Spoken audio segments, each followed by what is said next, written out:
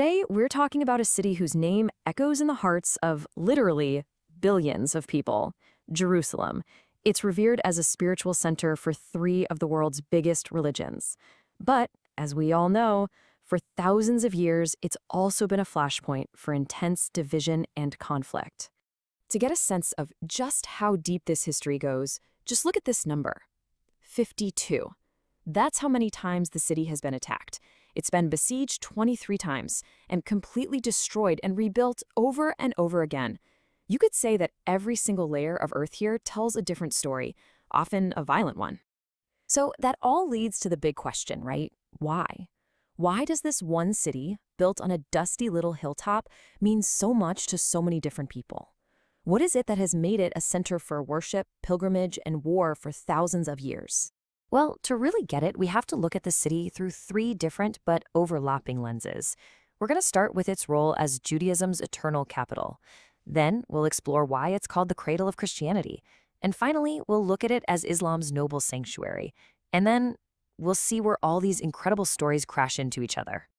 Okay, let's start with Judaism. For the Jewish people, the connection to Jerusalem isn't just some ancient memory. It's foundational. It's this deep, spiritual and national bond that goes back 3,000 years, making the city the absolute, undeniable center of the Jewish world. So the story really kicks off around the 10th century BC. That's when King David makes the city his capital. Then his son, King Solomon, builds the first temple, a literal, physical house for God on earth. And inside, the Ark of the Covenant, the sacred chest believed to hold the 10 Commandments. Now that temple was destroyed, but a second temple was built on the exact same spot, cementing its holy status, until it was destroyed by the Romans in 70 AD. In that history is exactly why this spot is still so sacred today. The western wall, which you see here, is the last remaining piece of the temple's outer wall. It's the closest anyone can get to where the Holy of Holies, the place where God's presence was said to dwell on earth, once stood. That makes it the most sacred site in all of Judaism, a place of profound prayer and pilgrimage. And this isn't just ancient history, you know? It's a living, breathing part of the faith today. 3 times a day, every day, Jews all over the world pray facing towards Jerusalem. Synagogues are designed so the ark that holds the sacred Torah scrolls always faces the holy city. It's this constant, physical orientation toward the spiritual center of their universe. But, of course, the story of Jerusalem doesn't end there.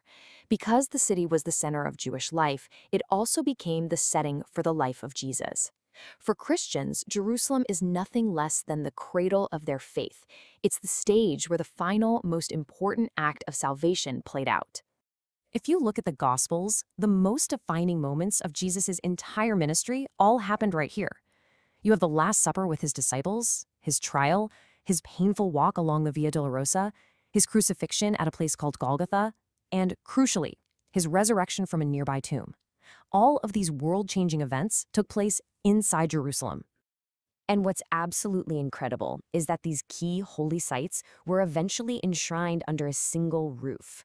The Church of the Holy Sepulchre was built to cover both Golgotha, the spot where Jesus was crucified, and the very tomb he was buried in. Having both of those places in one building makes it arguably the most important pilgrimage site in all of Christianity. All right, now we come to the third piece of this puzzle, Islam. For Muslims, Jerusalem is known as Al-Quds, which means the holy. It's a city made sacred by a miraculous journey and a deep, deep connection to the prophets that came before Muhammad. Now, a really key part of this story is that Jerusalem was Islam's first Qibla, that's the direction of prayer. For about the first 10 years, the Prophet Muhammad had his followers pray facing Jerusalem. This was a huge nod to the shared prophetic traditions of Judaism and Christianity. Now, later the direction was changed to Mecca, but Jerusalem's status as that original Qibla was sealed forever. This verse from the Quran describes a truly central event in Islam called the night journey. The belief is that the Prophet Muhammad was miraculously taken from Mecca all the way to Jerusalem in a single night. And that journey is what forever locked in Jerusalem's sacred status in the faith. From Jerusalem, the Prophet is then believed to have ascended into heaven. The Dome of the Rock, one of the most famous buildings in the world, was built directly over the specific stone from which that ascension is said to have happened. This whole sacred plateau is known to Muslims as Haram el-Sharif, or the Noble Sanctuary. So when you put it all together, The night journey, the connection to past prophets, it establishes Jerusalem as the third holiest city in all of Islam, right after Mecca and Medina. That is a huge deal. So we've looked at three different traditions, right? Each has its own deep, profound connection to Jerusalem. But what's truly mind-blowing is how these sacred histories don't just run parallel, they actually converge on the exact same spots of ground. Right at the very heart of it all is a single piece of bedrock known as the foundation stone. It sits right under the dome of the rock, on that sacred plateau known to Jews as the Temple Mount and to Muslims as Haram al-Sharif. And this is where it all comes together in such a powerful way. For Jews, this is the stone where creation itself is said to have begun, where Abraham was tested, and where the Holy of Holies stood in the temple. For Muslims, it is the exact spot where the Prophet Muhammad ascended into heaven. It's one single rock, seen by two different faiths as the connecting point between heaven and earth. And really, that's what this all boils down to. Jerusalem's importance goes way beyond history or geography. For billions of Jews, Christians, and Muslims, it's a physical, tangible link to the divine, a place where heaven is believed to have literally touched the earth. So that leaves us with this one big, lingering question. Can a city with so much shared holiness ever become a symbol of what these faiths have in common?